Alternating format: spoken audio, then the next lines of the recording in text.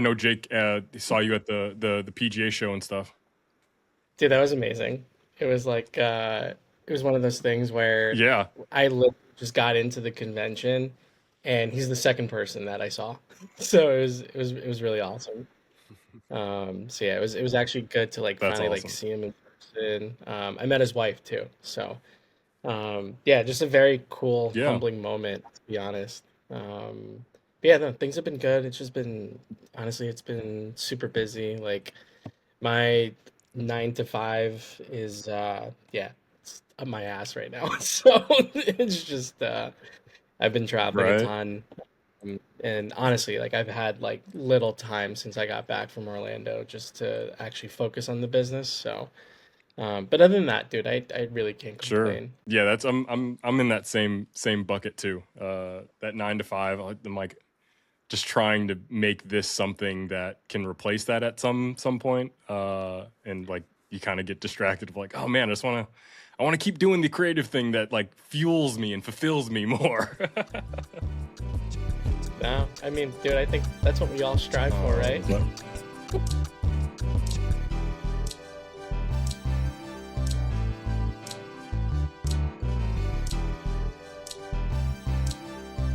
welcome back to another episode of Follow Time with De'Meco and Blair, a podcast where we talk about balancing fatherhood, relationships, careers, and passions. I'm De'Meco, resident dad to that wackadoo toddler who is doing a great job at potty training. We went the full day with a dry diaper. That's a big win for us. That's a big Yeah. win. So we are one step closer to not having to pay for any more diapers, which, thank God. Yeah, bro, that's an expense down the drain, brother, back in the pockets. That's date night Yeah. money right there. And I am your player partner, host of Motion Country Cousin Blair, aka Sir Winnie, father to the 9-year-old, who we're still working through some things, but we had a little conversation today about what work means. So she got a true understanding of like your only job right now is going to school, bro. So do your job. Yeah. Do your Just job. getting Yeah, things that's like I think right now she's kind of expecting Disneyland because everybody keeps telling her like, hey, we're going to Disney for your birthday, going to Disney. So like she just expects it, and I'm like, nah, dog. Like, I'm not spending that much money to go to Disneyland yeah. if you're not putting in your side of the hustle. So It's still earned. That's yeah, for earned. sure. Yeah, earn not given for sure. Exactly. Well, I mean, Blair, you see the fit today. I mean, I practically live in this brand, and if you see me at the office, I'm probably rocking a Paré mock polo, and I mean, it's literally a cheat code for looking sharp without trying too hard. But beyond the style, it is a story. It's the story that I just really gravitate to. We're talking about a brand that honors my Filipino heritage and gives the next generation, like my daughter, a way to see themselves in a game that didn't always look like us. From the iconic toddler golf bag to the apparel I wear every day. Our guest today is changing the landscape of the sport. Please welcome the man who's making sure the culture is represented and well dressed, the founder of Paré Golf, Matt Sakdalan. Welcome to the show, Oh Matt. man. No, you guys are amazing. What an intro. I don't even know what to say after that. Do it I right. appreciate you both Hell for yeah. having me Hell on. yeah. No, Matt, just welcome to the show. I mean, this has been a long time coming. We've been chopping it up for a long time. I mean, it's strange that like I didn't know you were actually the person behind Paré Golf. I mean, we were messaging on the side and then I was like, "Oh, wait. That's your brand. Oh, shit. That's fucking awesome."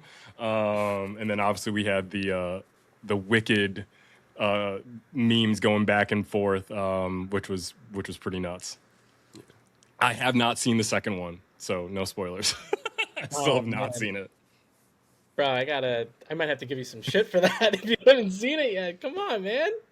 Yeah, it's been out for a we while. have we have it, but like so I want to watch it with my wife, and we just haven't had a date night that where that lined up because by the time we want to watch it at the end of the day, we're exhausted. And I'm like, she told me she's like because she saw it in theaters and she's like, we're gonna need like some energy to watch this. And so I was like, all right, well, yeah, I don't want to fall asleep in it. And I also don't want to stay up later than I need to.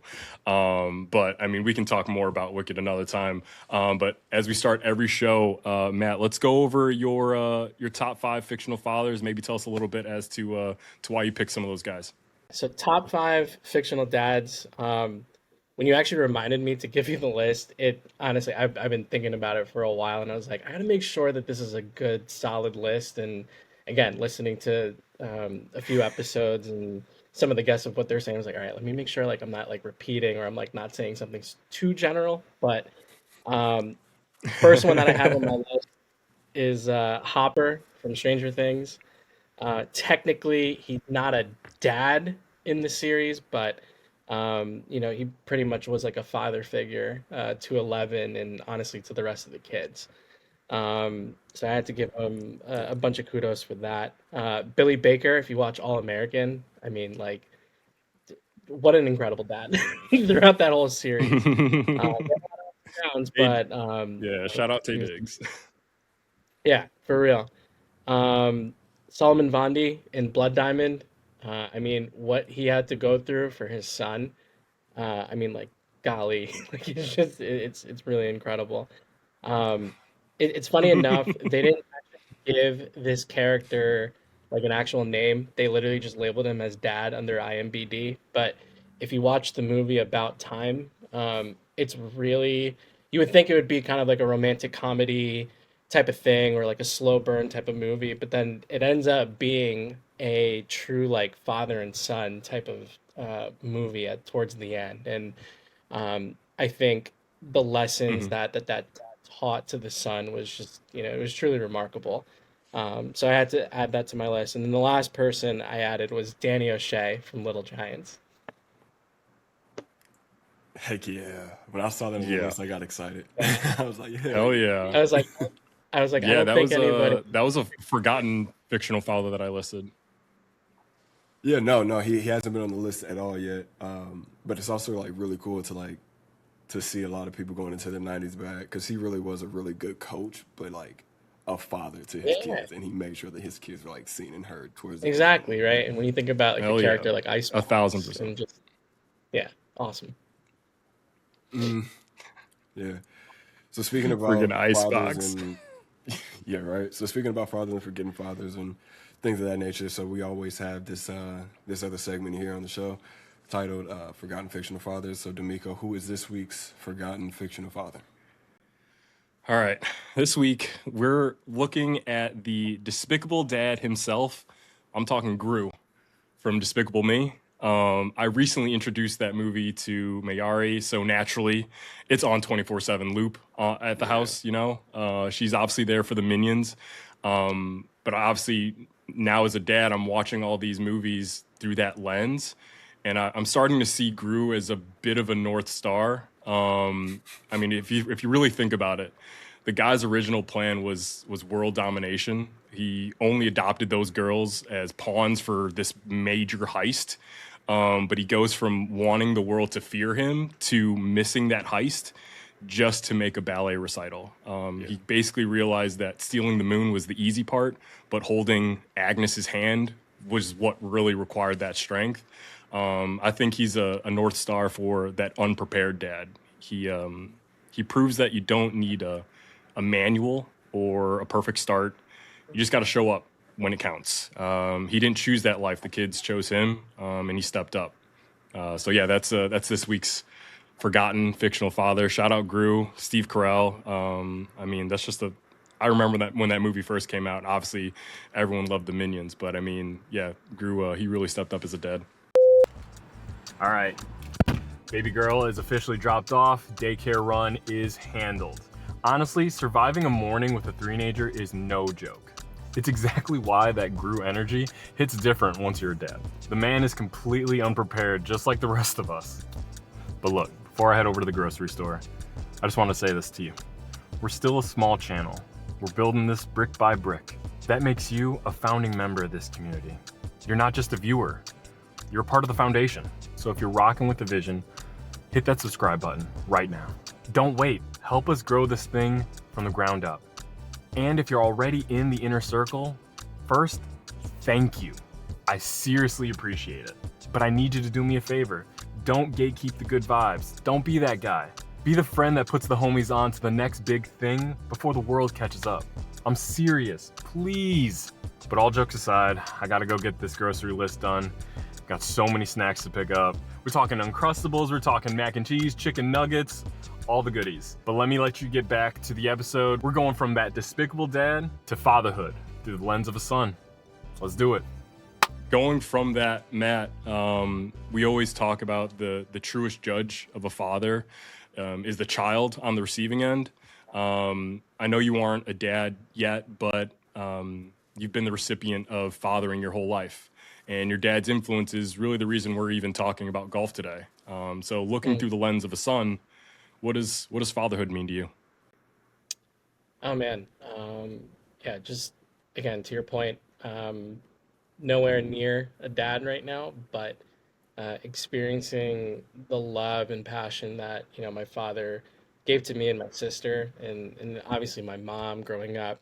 Um, it's truly a blessed life whenever I think back about it, right? And it's one of those things that I really try hard not to take for granted.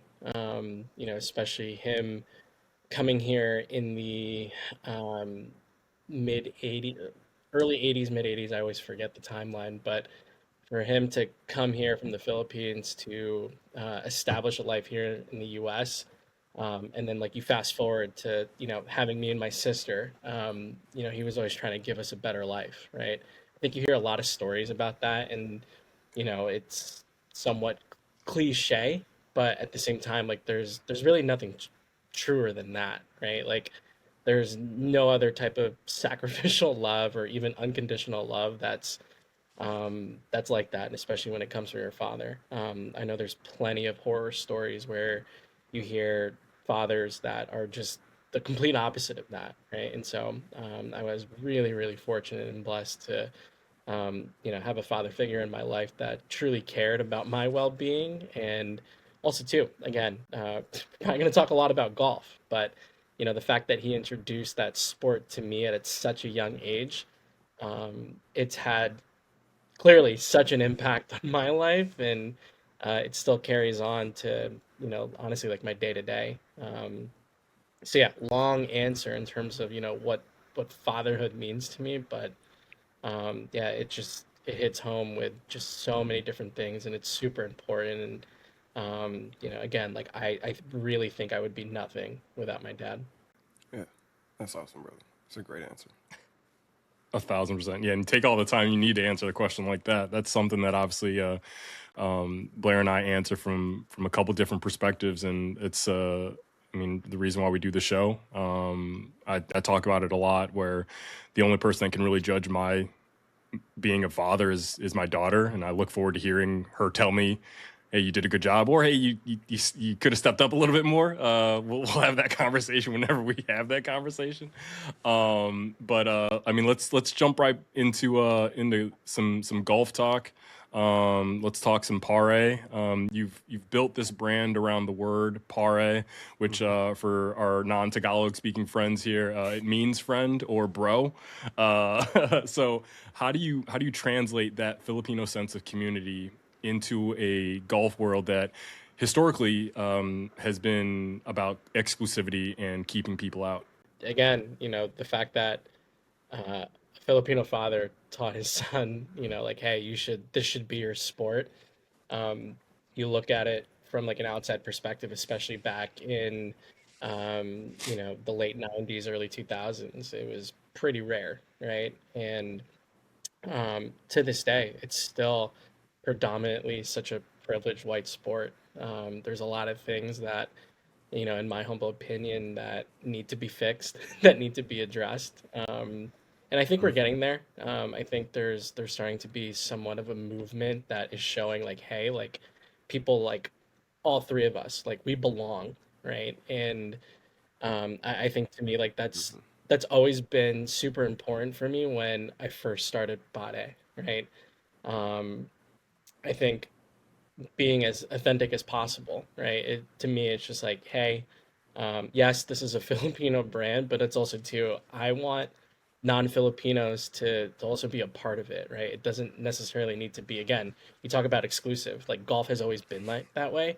I want this to be as inviting as possible, right? And so Obviously the meaning in the word pare, right? You said it earlier. It means friend. It's your companion. It's your bros, right? It's your buddies.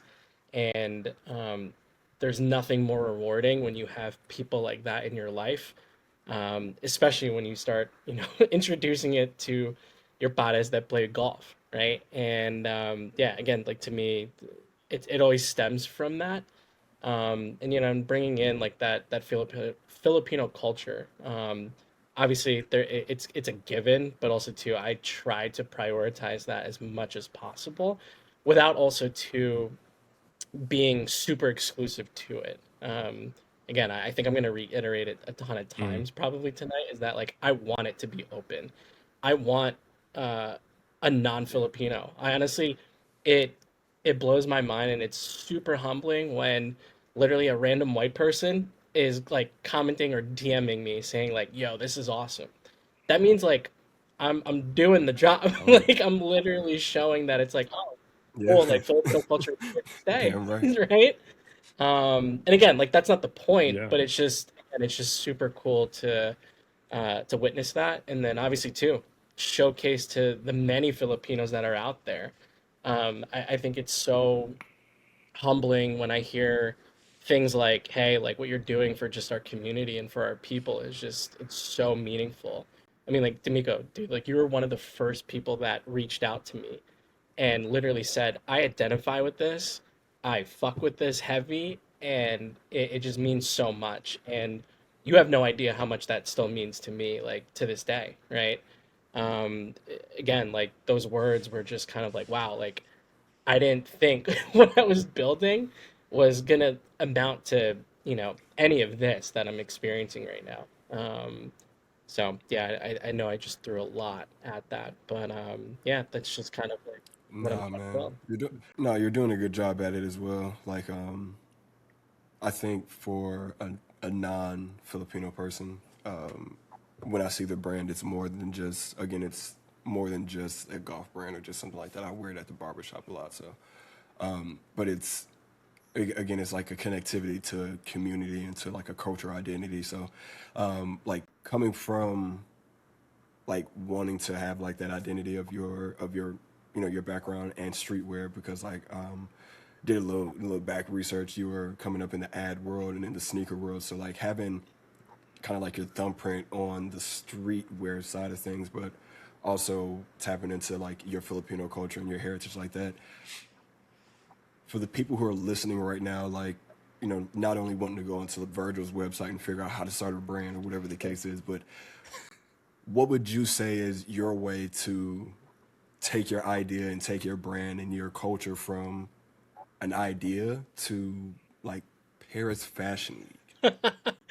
Oh, dude, that's such a that's such a hard question. I mean, um, every time I get asked about, I asked the yeah, tough ones too. no, I love it. Every time I get asked about Paris Fashion Week, I truly do not know how to answer it.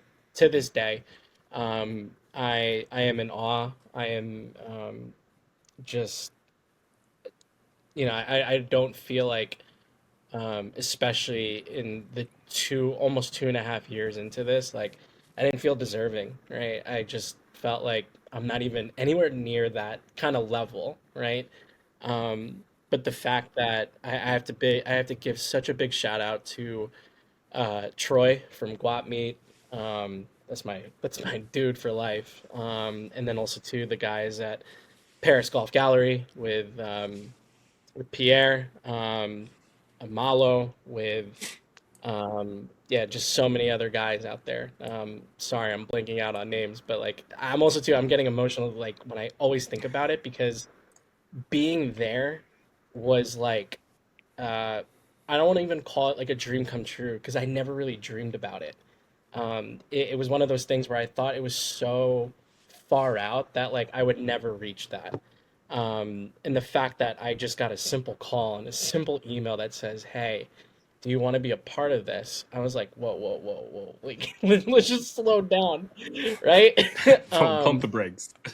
yeah. So like Blair, to kind of go back, right? Like you mentioned, streetwear and just again like grow like starting my career off in like the marketing and the ad world type of thing, I'll start off with streetwear. Streetwear is like literally it's been ingrained in me since I don't know, probably since I was like 5, 6 years old. And honestly, I know a lot of people Yeah. don't talk about this or they don't give enough credit to it, but dude, I owe everything to hip hop and black culture because I grew up in the world where, BET was literally the only freaking channel that I would turn on, right? And so, um, listening and hearing Same. and just understanding hip hop culture and black culture and like really just embracing it because I was just like, hey, like this is awesome.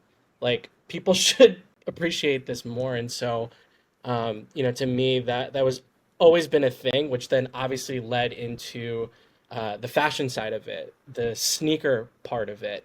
Obviously, paying attention to sports as a whole, right? And you know, I I owe a lot to that because to this day, like there are things that I still love, right? That normally when you look back at like the early 2000s, it's like, oh my God, like that's so played out. Like people would say like, oh, I can't believe I wore that or whatever this and that. I'm like, no, like that was the cool shit.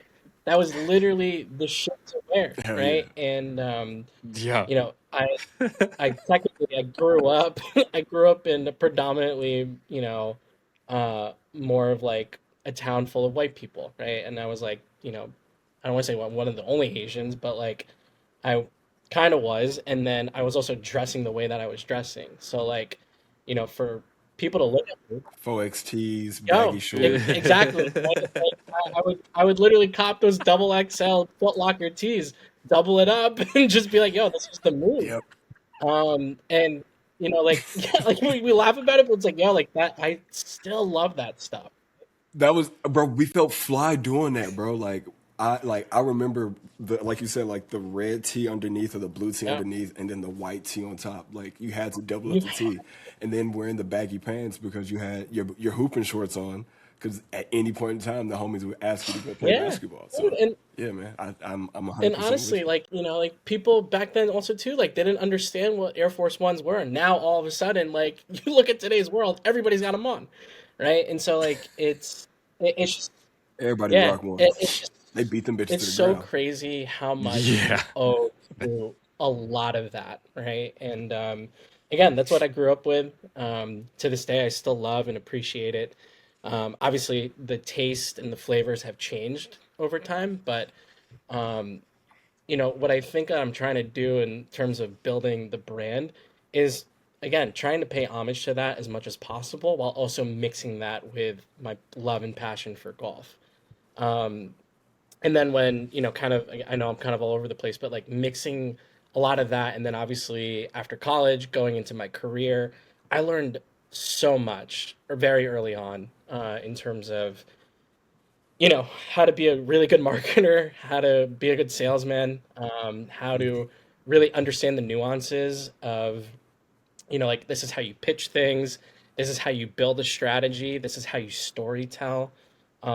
So I owe a lot to again like the internships that I had, and again it was such a privilege and an honor to even just have those things like right off the bat during college and after college, and then again like I focused a lot of my time on my career, which then it had its downfalls, right? Like it was just one of those things where I knew in the back of my head I always wanted to start something.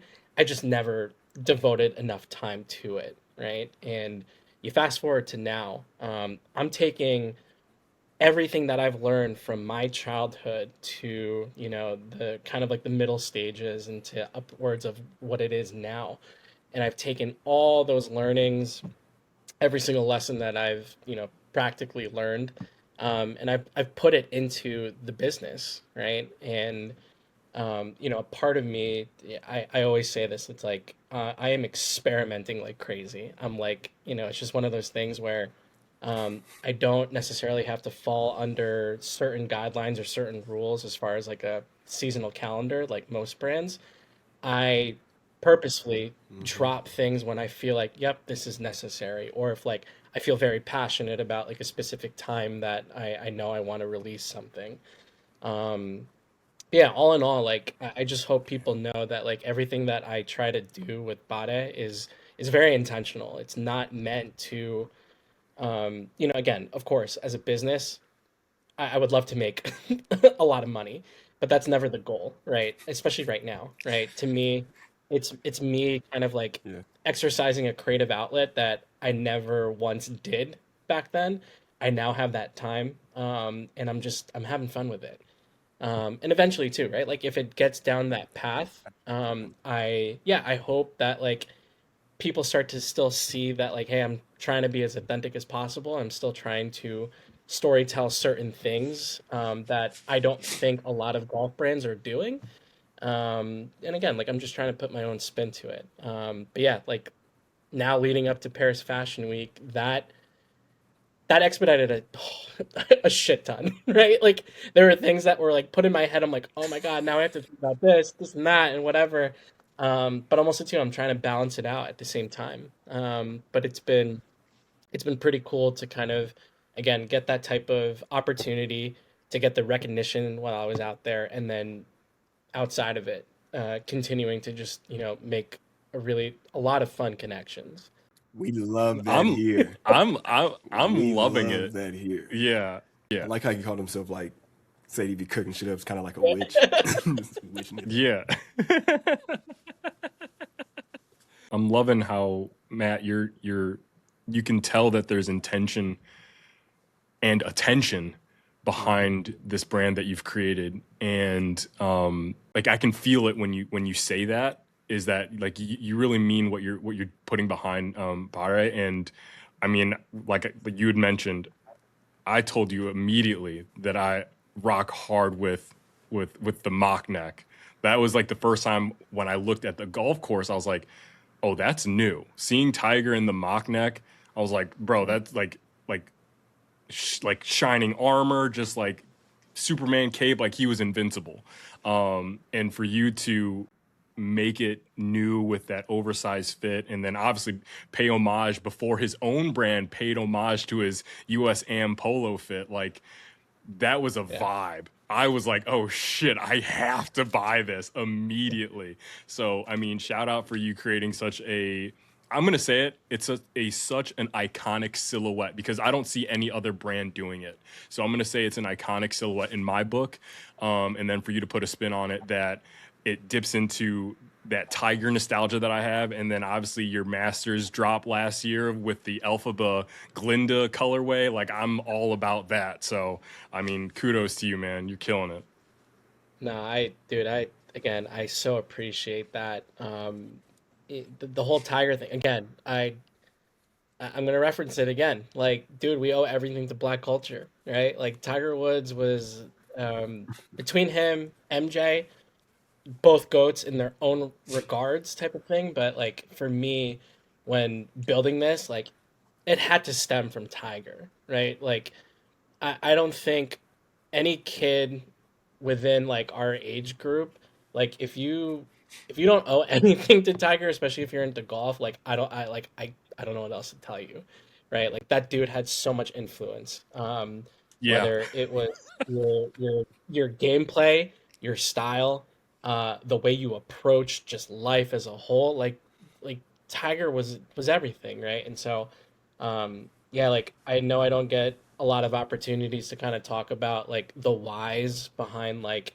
like why I even started off with that mock neck and why that silhouette in particular. But yeah, that moment, I mean, I was 2 years old when it happened, but when I look back at like a lot of the things that Tiger has accomplished and whatnot, like for me, it was just such a no-brainer to kind of start off with something like that. The fit in general was just immaculate, right? And it's just again like you're starting to see those styles kind of come back, and so again, like I just wanted to put my own spin. Um, I think everybody has literally asked me like, when are you gonna do like a polo? For me, I'm like probably never. And if I do, there's always gonna be a reason behind it, but I don't think people are coming to me and my brand looking for another polo. You can go to another brand and find that. Appreciate it. And to me, the mock neck was Yeah, always like, a yeah, thousand like percent. that's what I'm gonna stick with. That's what I felt comfortable with growing up, wearing, playing with. And so, obviously, yes, like there's probably tons of pictures of me in a polo on the golf course. But for me, I wanted to stick with the mock neck and stay true to that.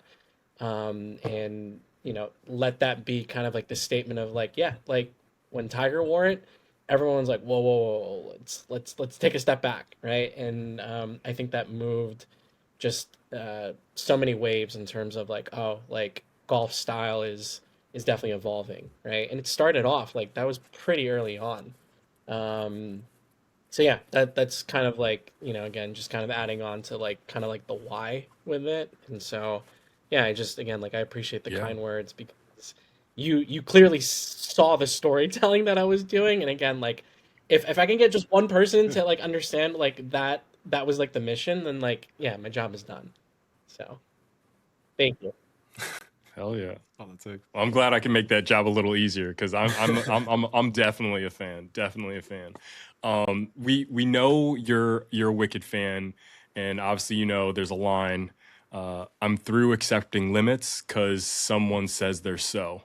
What was that specific limit in the golf industry that you decided you were done accepting when you launched Paré?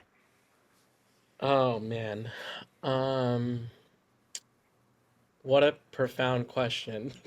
And man, I don't even know how I'm prepared to answer that, but I think it honestly, I think for me, it started back in high school when I was still playing competitively. Um, Again, I grew up playing this sport around 7, 8 years old, and so already there was kind of like um, I was not looked down upon, but it was just more so it's like, what are you doing in this sport, right? Go do something else, right? Yeah. Um, Well, and I got that look.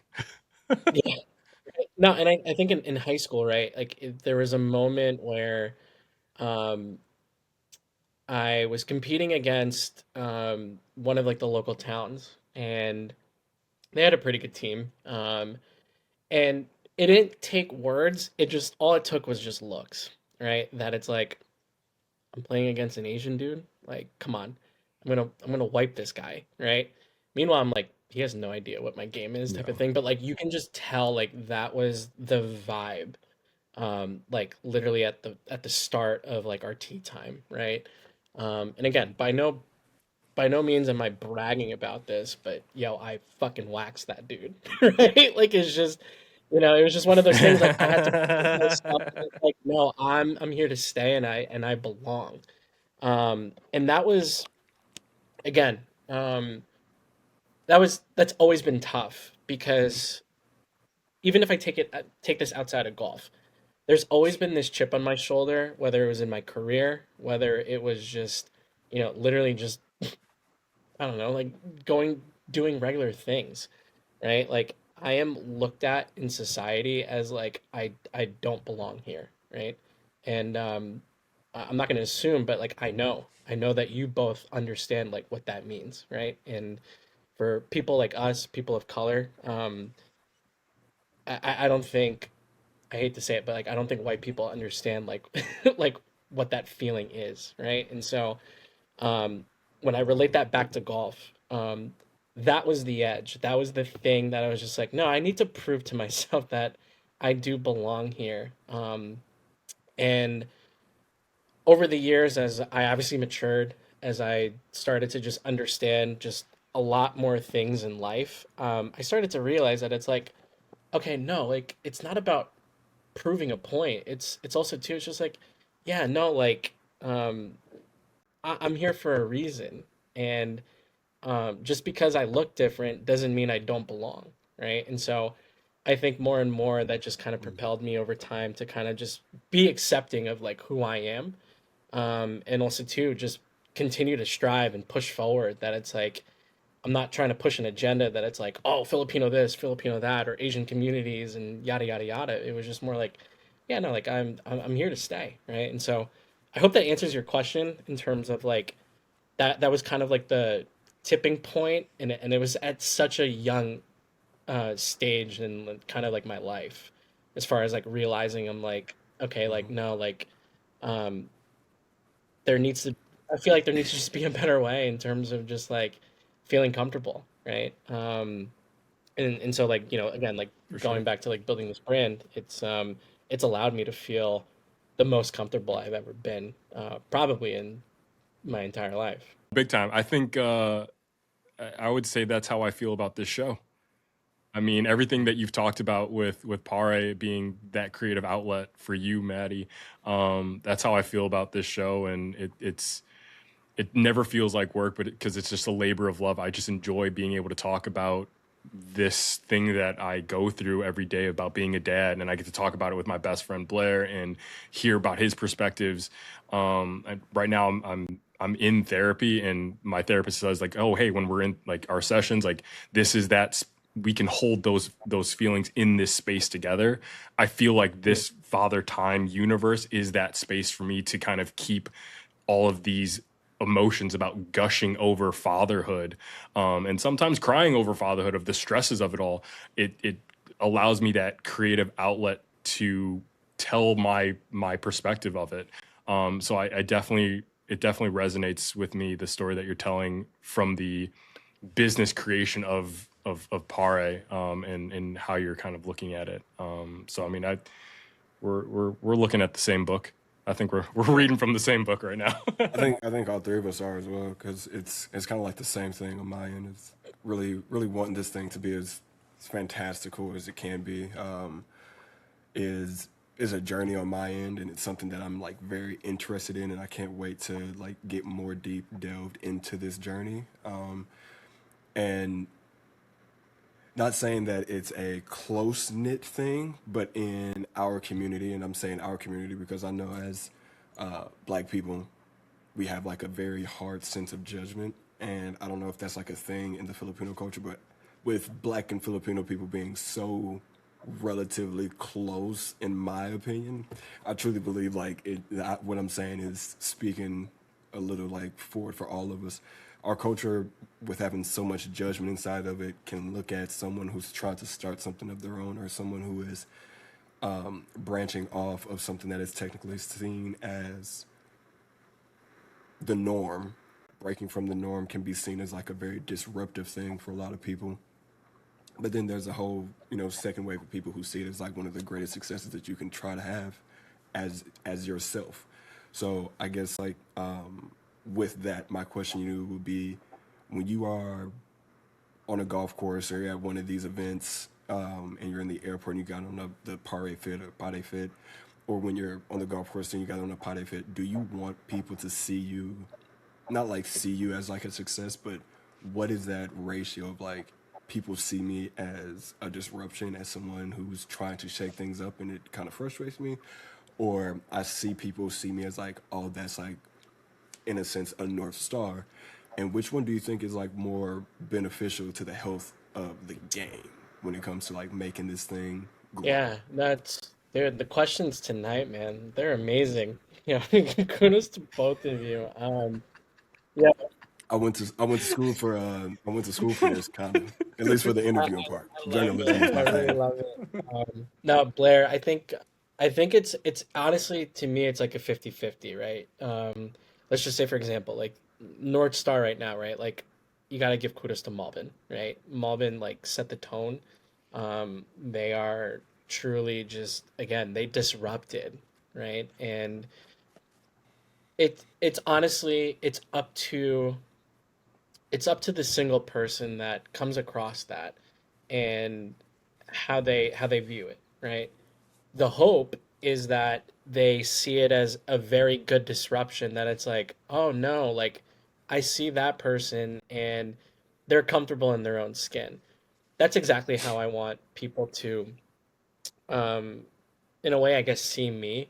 Like if you see me on the golf course and I'm rocking my own gear, or I'm rocking some stuff that, is quote unquote non-traditional, it's never meant to be disrespectful. It's never meant to um, intimidate anybody. It's more so, it's like, no, I feel comfortable wearing what I wear, right?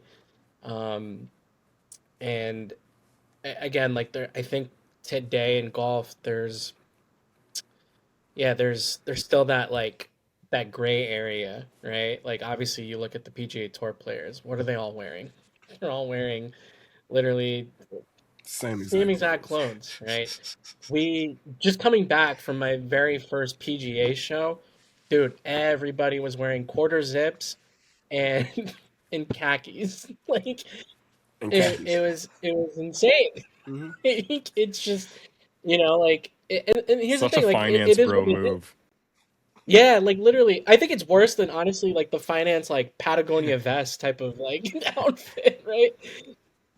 It was just kind of like Maddie, wow, like this that's is honestly why I wear Paré at the office. Like, cause I work in finance, and that's literally I'm like, this is my I'm like, no, I want to be a disruptor at the office. This is my assault yeah, on like corporate America. I'm going to wear things that you're not going to normally see because I'm like, one, it represents my culture, but also I'm like, no, this is how I stand out. This is how I speak without speaking. I also let my work speak for me, but I'm like, no, I come in I make a statement just by my presence. yeah. So, yeah, Dude, I agree with it 100%, right? And I think yeah, I think for to like just firmly answer the question, I just again like I want people to see like yeah, it's disruptive, but it's also too it's meant to be like, oh, that's a clean look. Like I don't ever want it to be like, ooh, that's a little too much or whatever this and that. Because there are brands that kind of do that. And that's no knock to them.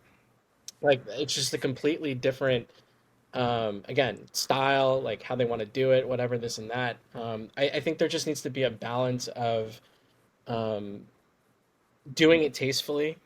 And again, I think that's really tough. Like it's again, like you just have to have a balance. But yeah, ultimately, like I think the way I want people to just see it is just like, oh, that's cool. Like I like that. Like that's something that you can see yourself wearing, type of thing. And I think the hopes, right? Like it's not just me; it's all the other brands that are trying to pretty much do the same mission. Is like, um, hey, like we're wearing something that we like, that we're trying to introduce into a world that is full of quarter zips and khakis, right? And yeah, I think it's completely fine to kind of switch it up. Like you don't have to look the same, right? Um, I think I talked about Mm-hmm. this with a few folks where it's like it's kind of crazy how everybody used to hate the jogger. Now everybody's wearing a jogger on the golf course, and it's just kind of like, yo, you're way too late. Like, My wife tells me I need to stop wearing joggers in general because that's literally like all my sweatpants are yeah, joggers. Like it's comfortable because I also tuck my socks in. It's just yeah, but comfortable. also too, She's it like, yeah, was you got like that's a phase that's yeah. gone. I mean, for me, right? Like, I used to love joggers because it was a way to showcase, like, oh, you got some really nice kicks on, right? It was a great way to showcase like what you were rocking.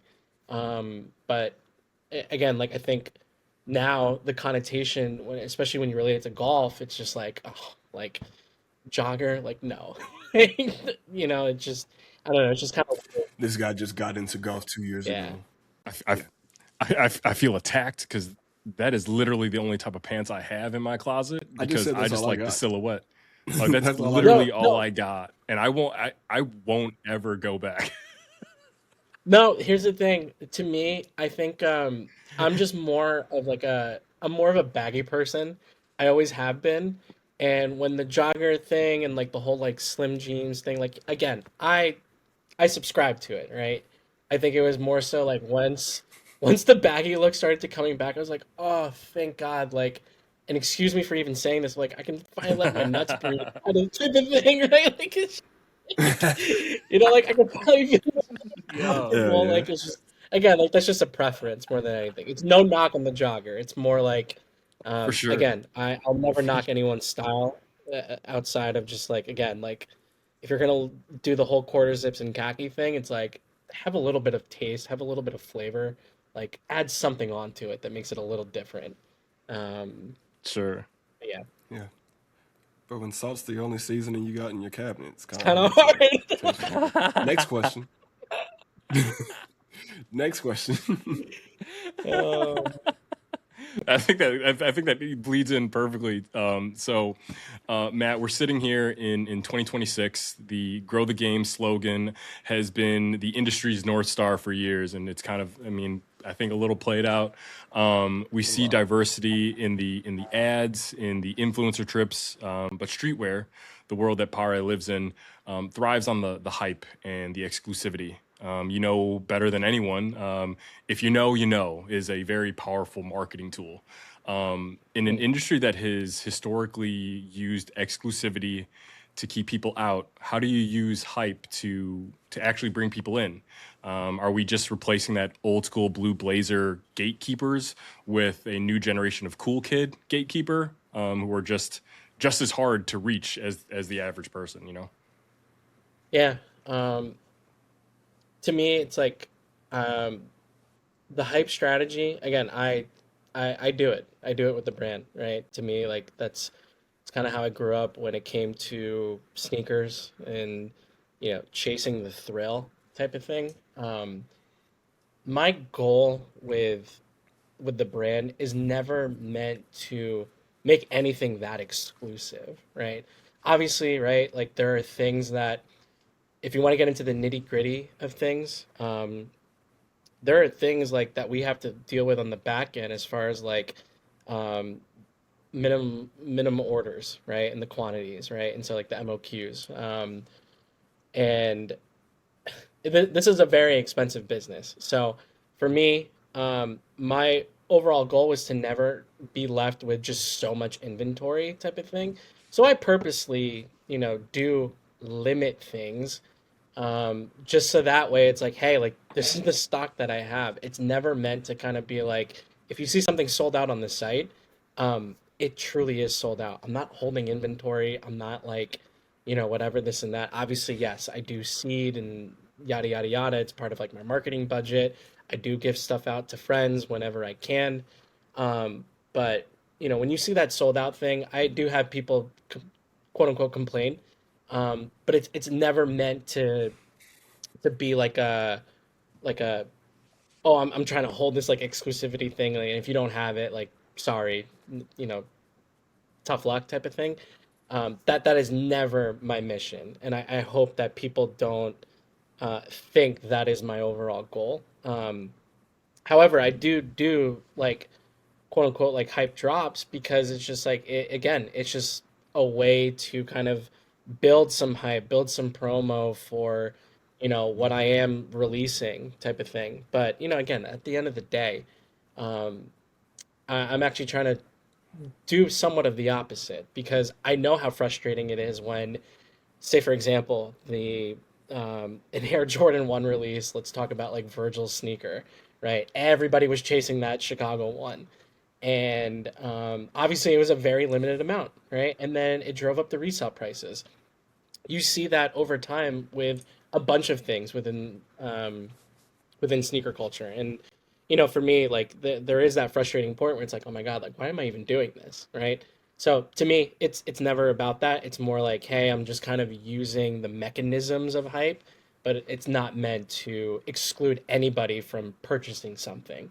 I hope that makes sense. Yeah, it's again, it's more so it's me Right. kind of just No, 1,000%. paying homage to kind of the stuff that I was used to in terms of like how I'd be able to obtain things type of thing. But yeah, also maybe this is a plug type of thing, but like I am restocking stuff. So if people that Plug. are hearing this, I'm working on it. It's not meant to, just kind of be like a one and done type of thing. So Never feel like you're dropping a shameless plug. It's your business, and we're friends. We're definitely trying to make sure that like as many ears, eyes, and fingertips Hell get yeah. as much Prade as they possibly can. So plug it Yes. up. Hell yeah. Rock the mock. That's you can use that, Matt, if you need to. I like that. Not that I you like need that. it. I love that. But Matt, we're gonna get into some rapid fire Paré questions here. Blair, you want to start us off? I will. So this one is titled The Turn Snack. So when you're at the turn, are you grabbing a classic clubhouse hot dog or are you getting lumpia if they have it? Ooh, dude, if you're gonna offer me lumpia, come on, man. I'm taking that in a heartbeat over a hot dog. Just had to I'm ask. looking. Gotta throw it out there. I want to see the first clubhouse that brings a Lumpia like burrito or something to the turn. I think that's like Lumpia is an underrated golf course snack. I just that's my view. I think it would travel well. I mean, that's just I put it out there to any golf courses listening. Run with that. We're trying to drop it into Oh the man, ethos of the give world so me people give me a get it going. lumpia burrito or like a longanisa burrito. Yeah, like top tier. All right, so we're gonna go with the iconic colorway, Maddie. Tiger Woods Sunday Red or Elphaba's Wicked Green. Yo, you can't do this to me, man. Like, oh, that's so tough. You know what? I'll answer honestly because it's just where I am at in my life and in my stage. I'm gonna go with Alphabet Green. There you go. If it's free as me, I'm definitely wearing myself. I'm putting my brand out there. All right, but what was kind of messed up is the next question. Kind of, you could have picked this one as well, but the next question is like your fit. So if you had to pick the whatever your favorite Paré mock neck is from all your drops, which one would it be? I'm definitely going with the 94 AM mock neck for sure. If I'm going hat wise, it's honestly the one that I'm wearing. Um, I intentionally, built the shape out of a old um, Titleist vintage hat. And so the fact that I was able to Hmm. work with my manufacturer to kind of like get it as close as possible, it was like, ah, yes, finally. That's dope. Um, and obviously, I only dropped one pair of pants right now, which is obviously the pleats. So yeah, I'd probably be rocking that. But otherwise, I do have like other, other pants that I love from other brands that I would definitely rock. All right. So, do you want a limited sneaker drop that sells out in seconds, or a no look 30-foot birdie putt? Oof, no look, 30-foot birdie putt. Yeah. All right, so and this is the last question that we have, and this one is kind of more like which one would be like the ultimate get for you? Would it be a Sunday pass for the Masters, or would it be to see Paré spotted on the red carpet somewhere? Um, Probably Sunday at the Masters.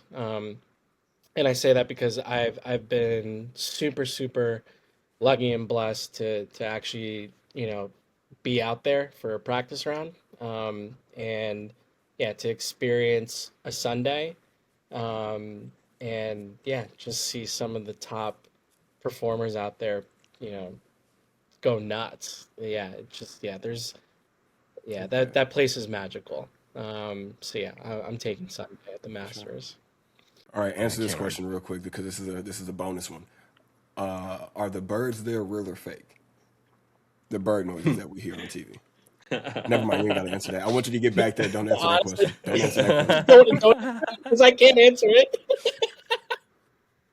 I want to know. Yeah, We yeah. can Tell me, bleep it tell me, out. tell me. Give us the inside Yo, scoop. I clip this. I think they're fake.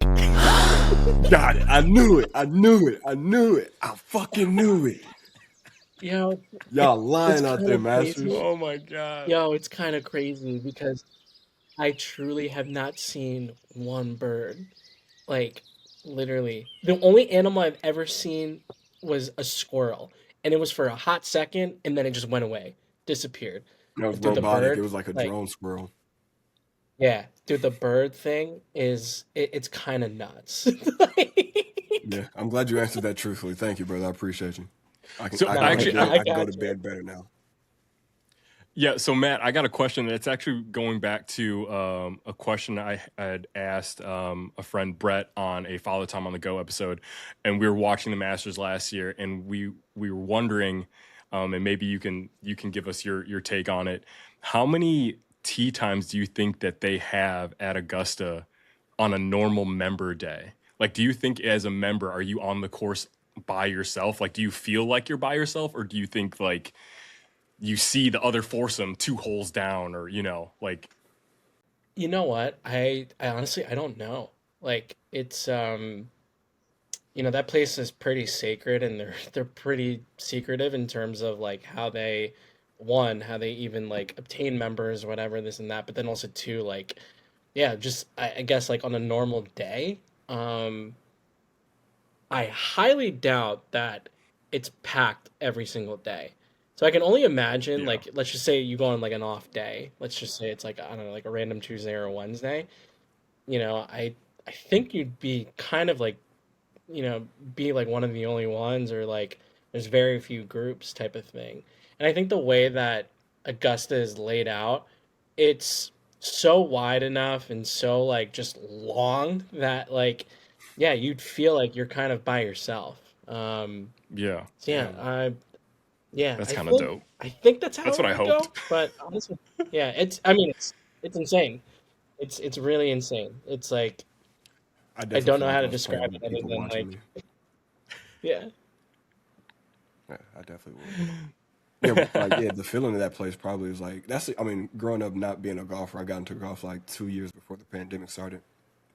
So for myself, like I don't sit and watch golf. I'm not like that deep into it. So like playing for me, I'm always like, where am I at? Where am I at in my head? So, but there are times where like I'll watch the Masters on a Sunday or even on a Thursday. Or my actually no lie, I love watching the Masters on Wednesday when they do the par three course with like the kids and the caddies, just because like you can see like a wee bit of personality. And the one thing that I like, if I can give like advice to any golfer out there, is like please showcase more personality, because the game is dope once you learn how to play, and like you can sink some putts or you can get it to the green in three, whatever the case is. But golfers don't showcase enough personality in order to get people to want to watch it. It's like if you already are into golf, you're passing that down to your kids, hopefully. But I don't think kids have like a favorite golfer anymore. And that can be kind of tragic because it is like a bunch of 36, 37-year-old finance men asking for balls at these events. Kind of, we gotta rewire Pause. Well, it's not, because it's not. They're either asking for it literally or figuratively, whichever one. Yeah, Hey, I mean, right. So like, I'm like, yeah, we just gotta transform the audience a little bit, like get the youngins into it, showcase who you are instead of crybabying like Rory does all the time. I gotta clip a picture for this episode because I took Kate to a golf tournament back in like 2018. It was the first time she had ever been, and it was the first time I'd gotten like back into the game. And there's a pitch. She took a picture of me hovering over a child to get a flag signed by like I don't know who it was. It might have been Ricky. Yeah, see, I was you just the like, problem. and yeah, and I was like, there's a problem with this picture. All right, Yeah, you're I'm done. back of a child Yeah, who you I'm don't over here fanboying. I'm like, I'm old right now. Come on, what are we doing here? Yeah, just got Which your is nuts probably back why I on don't the watch as man. much golf now. it's Like, move out, little nigga. Please, sir, could you sign in? Get the fuck I was so throwing funny. bows. But I was no, like, Blair, I was I agree with you.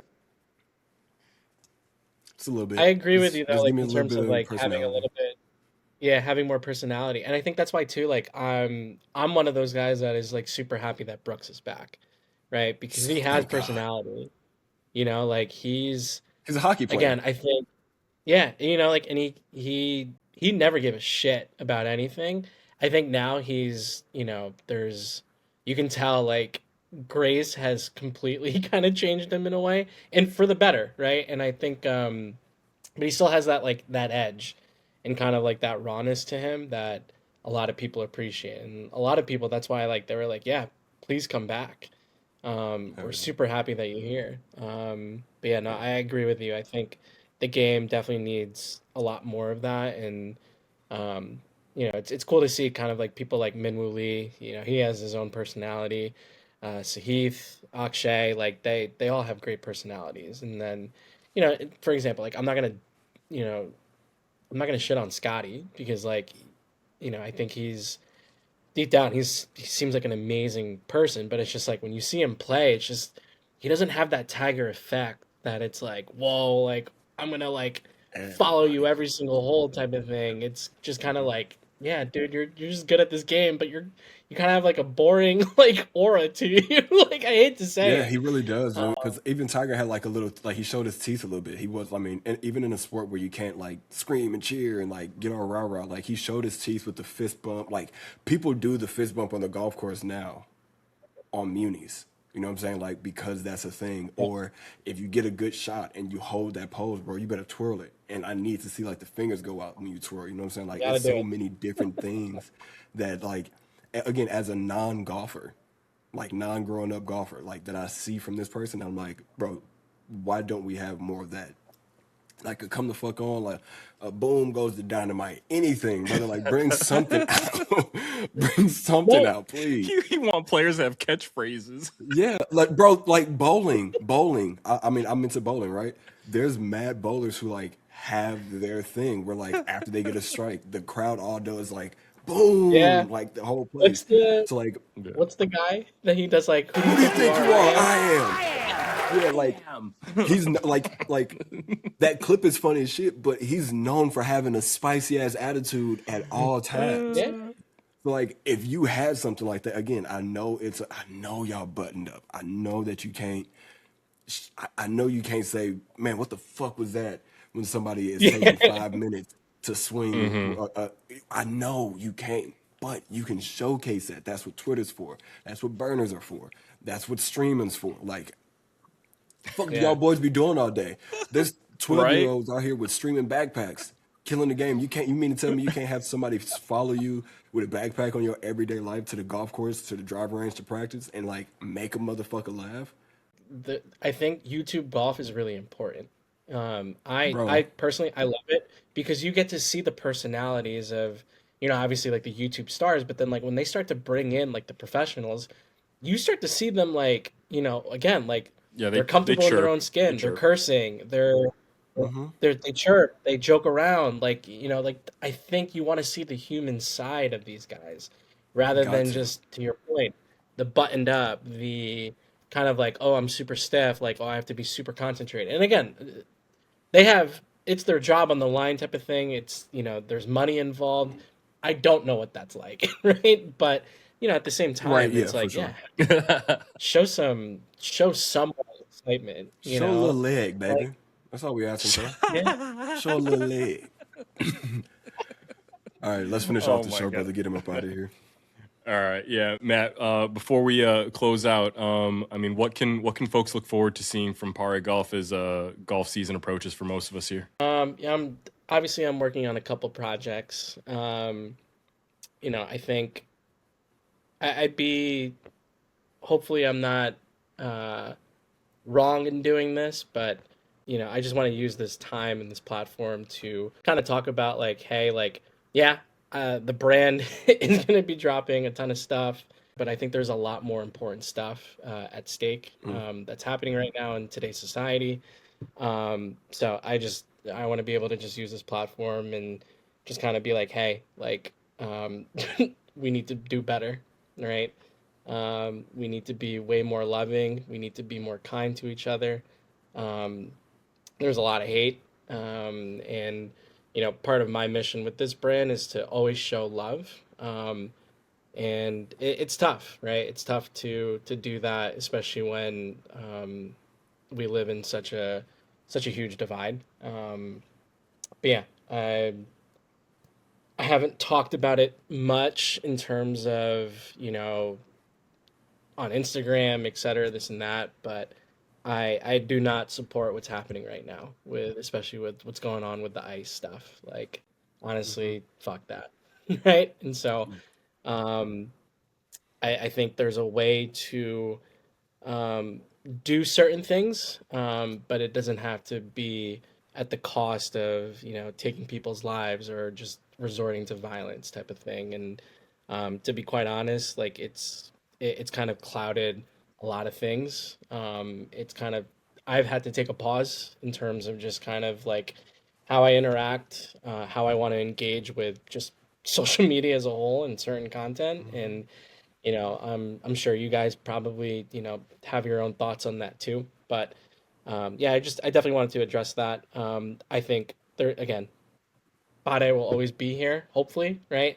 To me, it's just less important. It's a less of a priority in terms of, again, like what's happening in today's world. And yeah, I just, again, I felt like I needed to kind of end on that note. Again, I know it's kind of you know, a sour way of doing it, but you know, just Not at overall all. my encouragement is just like, Not at hey, all. let's just continue to just lead with love, lead with grace, and yeah, just let's just let's just be fucking better. Honestly, I don't know what else Yeah, to honestly. say other than Yeah. If we all can see each other for what it is and for not what it's not, this thing isn't about race. This isn't about me versus you. This is a class thing.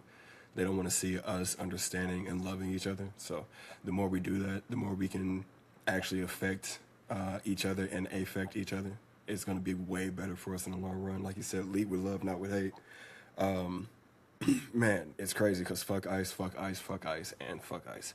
With that being said, Fuck I'm your ice. very Big time. host of Motion Country Cousin Blair, aka Sir Winnie.